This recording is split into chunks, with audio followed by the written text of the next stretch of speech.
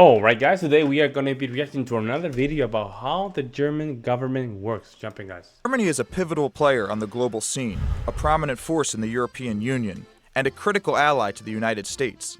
From the Euro crisis to the migration crisis to geopolitics in Eurasia, Germany is a central player, and the world works better when the United States and Germany are aligned. Given how important Germany is, it's probably important that we understand how it works, how decisions get made. Critical things like how is the Bundestag, the German parliament, convened, who holds executive power, and why do Germans open the windows in the middle of winter? I don't need fresh air in a blizzard. Really? I mean, I thought that was a joke, guys. I thought that was a joke. That's real. You guys, well, you know what's crazy? It's still cold here in Wisconsin. I can get to, 20 degrees Fahrenheit. Very low, right? Very cold for this type of time of the year. And I do that, but not when it's below zero. But right now, 30, 35 degrees or 40 degrees, I open the door a little bit, but not that. I just get a little bit of that fresh air kind of thing, but not, frozen cold, So get your dunkels out, sell all your best players to Bayern Munich, because today we're looking at how the German government works. Germany is a pretty big chunk of land, about the size of Montana, and it's divided into 16 states. It doesn't have a lot of big cities, but it has a whole lot of small cities. And with 80 million people, it's the most populous country in the EU. That's and it crazy. all starts at the ballot box. Every 4 years, the people of Germany vote in a parliamentary election.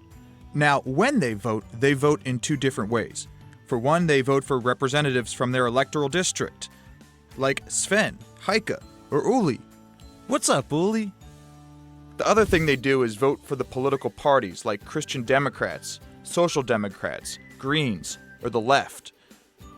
This produces a Bundestag with a base 598 seats, but typically some additional spots are added to make sure parties receive representation proportional to the votes they receive. These extras are called overhang. Half of the base of representatives are directly elected, and the other half earn seats based on the proportion of votes their party received. Now, because there are so many political parties, no one party gets an outright majority. A successful, or at least a viable parliament requires coalition building between the different parties. Meanwhile, each of the 16 states has their own local elections on a rotating 5-year basis.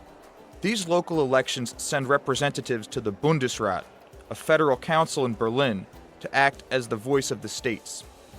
The federal reps and the state reps work together to elect a president every 5 years. Although the president does have some real power, like to dissolve the Bundestag or veto a law, he rarely uses it. It's mostly a ceremonial position. The president... Really, man? It's only a ceremonial position? It's the president, so that means he doesn't have that level of power? So you're telling me this guy is the president of Germany and he has almost no power? I think you guys are very similar to the United States, but you guys have three branches of government, right? Judicial, legislative, and executive, right? So the president being executive, I guess it can implement executive order, but to make it a law of the land, it has to go through the Bundestag. Just to put it simple, guys. If that's not the case, you guys have to let me know in the comment section below.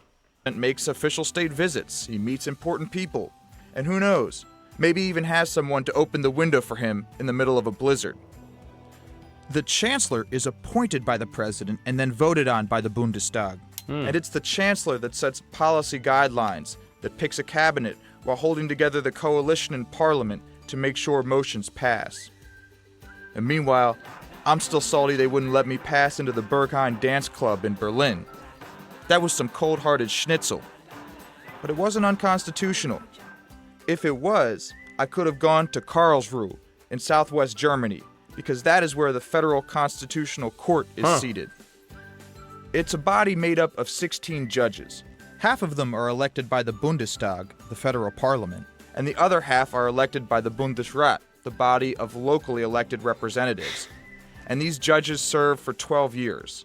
It's one of the most powerful Supreme Courts in the world, and it rules on the constitutional nature of laws passed by Parliament. So, this is the basic overview of how the German political system is built. But no need to put your dunkels away, because next we have a look at how that system makes and maintains legislation. Very complicated system. I guess if you watch a lot of videos about the Bundestag, you might understand it. But I'm still like president chancellor, but the chancellor has literally more power, but then the president is the higher chair or higher position of the entire Bundestag. Was kind of weird. And then the Supreme Courts are only there for 12 years. That's an interesting take. But they have a lot of judges too. Interesting. Interesting. You guys' elections are very complicated. I'm not gonna lie, it's very complicated. I still don't understand it. Let me know what you guys see in the comment section below, guys. Like always, I'll see you next one. I'm out.